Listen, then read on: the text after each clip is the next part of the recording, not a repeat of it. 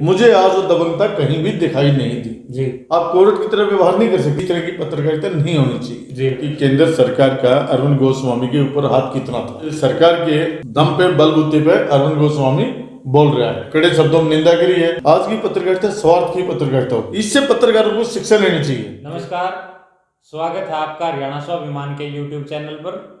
और आज जो अभी थोड़ी देर पहले एक घटना घटी है जो पूरे देश और समाज के लिए और पत्रकारिता जो लोकतंत्र का चौथा स्तंभ है उसके लिए एक बहुत ही शर्मनाक घटना है।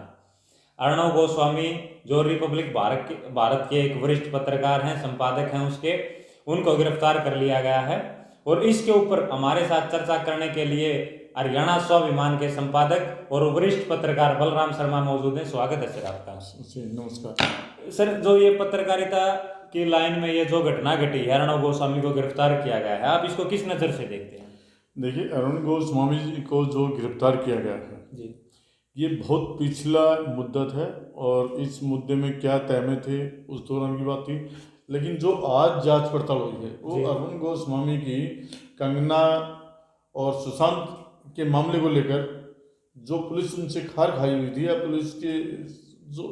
पुलिस को ज़्यादा उनको छेड़खानी की थी जी तो उसका ही मैं बदले के रूप में उनको देख रहा हूँ। इन्हीं न्यूज़ में बार बार दिखाया जा रहा था कि वो केस पीछे बंद कर दिया गया था, वो फाइल क्लोज थी, दोबारा खोल के उनको बेवजह गिरफ्तारी। मतलब क्या मानते हैं आप इसको? कोई देखिए बदले की भावना की घटना है? देखिए आज की जो घटना है अरविंद गोस्वामी की बदले की भावना ही मानी जाएगी जी लेकिन मैं मोहित जी आपको बड़ा क्लियर करता हूँ।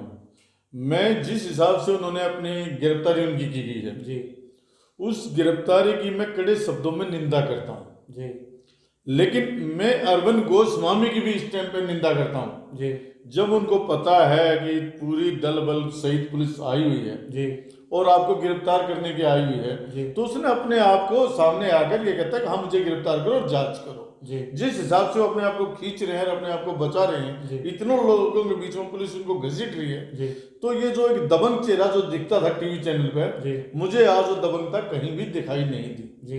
आप अर्णव गोस्वामी की जो पत्रकारिता, उनकी पत्रकारिता करने का जो तरीका है, क्या उससे सहमत हैं आप? किस नजर से? नहीं मैं बिल्कुल सहमत नहीं हूँ। अरविंद गोस्वामी की पत्रकारिता से मैं पूरी तरह से 1% भी सहमत नहीं हूँ। देखिए पत्रकारिता का एक अपना दायरा होता है जी उसमें एक आपको पैमाना रखना पड़ता है, आपका व्यवहार आपका आचरण। जी आप कोई कोर्ट नहीं है, आप कोर्ट की तरह व्यवहार नहीं कर सकते, आप किसी को दोषी ठहरा नहीं सकते जब तक कोर्ट का फैसला ना आता है। अरविंद गोस्वामी जी की जो पत्रकारिता थी वो मुझे ऐसा लग रहा है जैसे कोर्ट का डिसीजन यही कर रहे हो जी। वो सीधे सीधे आरोप घोषित करते थे और सीधा नाम लेके कहते थे। और उनका जो व्यवहार था जी देखिए प्रदेश के मुख्यमंत्री जी और डीजीपी जी जिसे बोलते हैं, क्योंकि डीजीपी किस पद पे है जी उसके पीछे किन लोगों की जनता है, कितने लोगों की नजर है जी। उनको तूतड़ा कह के बोलना एक पढ़े लिखे पत्रकार की ये भाषा नहीं हो सकती और मैं उनकी भाषा शैली से बिल्कुल भी उनको पसंद नहीं करता। पिछले 4-5 दिन पहले का एक विजुअल देख रहा था, उसके अंदर वो जो वहाँ के कमिश्नर हैं परमवीर सिंह हैं, उनके ऊपर भी ब्लैकमेलिंग का या कुछ इस तरह का आरोप था कि ये फर्जी टीआरपी का कुछ मसला था। उसको क्या मानते हैं आप? देखिए जो भी है, मैं अरविंद गोस्वामी को बहुत सुना है, देखा भी है। हालांकि मेरी आप ये कहेंगे कि पिछले कई महीने पहले उनसे फोन पर बात हुई थी जी हमने उनकी पत्रकारिता से ये कहा भी था और भैया ये इस तरह की पत्रकारिता नहीं होनी चाहिए जी लेकिन हो सकता है किस हिसाब से किन के इशारे पे वो इतना बोल रहे थे और इतनी दबंगता दिखा रहे थे। आज जैसे ही उनकी गिरफ्तारी हुई है तो वहां की दबंगता में और वहां की दबंगता में वो वहां पर बिल्कुल रिक्वेस्ट करते हुए ऐसे दिख रहे थे जैसे भीगी बिल्ली कहते हैं ना, मिन्ना से रहे थे। नहीं नहीं इस तरह की जो बात थी मुझे आज वो दबंगता उसमें दिखाई नहीं दी। क्या भारतवर्ष के पत्रकारों को या पत्रकार संगठनों को अर्णव गोस्वामी के समर्थन में उतरना चाहिए? मोहित जी सबसे बड़ी बात यह है, देखिए संगठन और पंचायत और भाईचारा जी ये निभाना चाहिए जी। लेकिन अरविंद गोस्वामी ने कभी भी पत्रकारिता का जो एक दायरा होता था ना जी क्योंकि आपने देखा हो कि टीवी चैनल पे वो नाम तो नहीं लेते थे जी लेकिन कभी किसी के नाम का तक कह देते थे, कभी किसी को कह देते थे, कभी यानी जो सीनियर जर्नलिस्ट थे उनके बारे में पता नहीं किस किस भाषा का नाम चेंज करके वो टिप्पणी करते थे। आज क्या वो बदला नहीं लेंगे? बिल्कुल। जब आप किसी किसी के लिए गड्ढा खोदेंगे तो आपके लिए तो खुदेगा ना। बिल्कुल। तो उन्होंने भी एक दायरा बनाना चाहिए, कम से कम अपने समाज का तो संगठित उसको रहना चाहिए था, अपने की आलोचना नहीं करनी चाहिए थी। भाई पत्रकारिता का अलग है, आपका पत्रकारिता अलग करने का तरीका है, मेरा अलग करने का।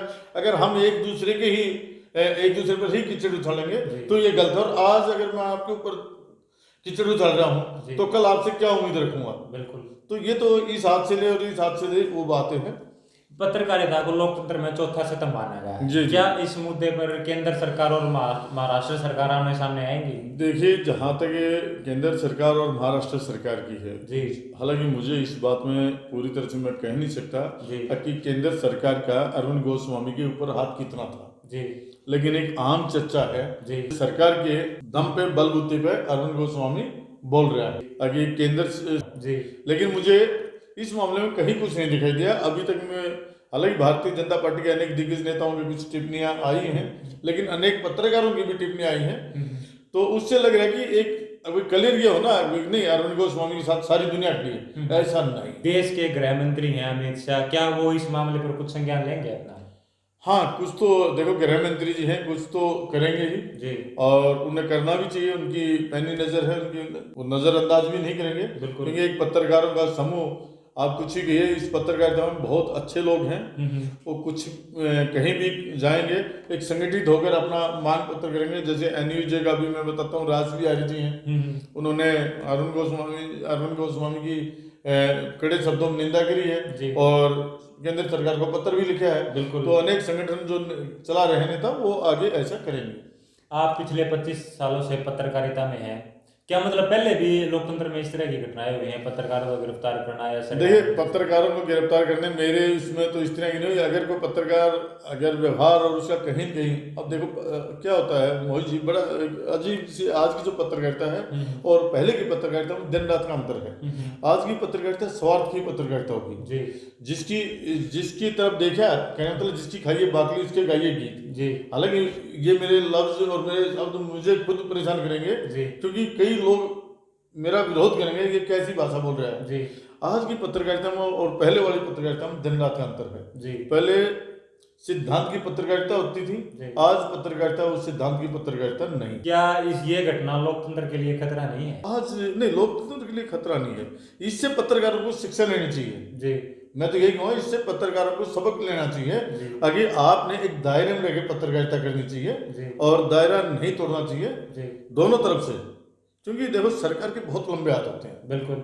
और जिस प्रशासन, जो बम्बे पूरे महाराष्ट्र का डीजीपी और महाराष्ट्र का मुख्यमंत्री, महाराष्ट्र एक बहुत बड़े प्रदेश है और उनके मुख्यमंत्री को लोगों ने चुना है, विधायकों ने चुना है। आप उसको तू तड़ाक क्या कर बोलेंगे? डीजीपी को जो आईपीएस ऑफिसर है, जो बहुत सीनियर पोस्ट में है, आप उसको वो डिग्री पास करके, एग्जाम पास करके आईपीएस बने हैं। वो पत्रकारिता की तरह हो सकता है कि वो कई पत्रकार ऐसे भी होते हैं कि पत्रकार बन जाते हैं, लेकिन उन्होंने टेस्ट पास करे हैं और इतने दिन से कानून व्यवस्था को बनाए रखे हैं, तो आप सीधे उन पर आरोप नहीं लगा सकते। बिल्कुल ठीक है, सरकार के साथ कुछ मजबूरियां होती हैं, कानून व्यवस्था बनाएंगी, लेकिन सीधा सीधा आप आरोप नहीं लगा सकते किसी पर भी।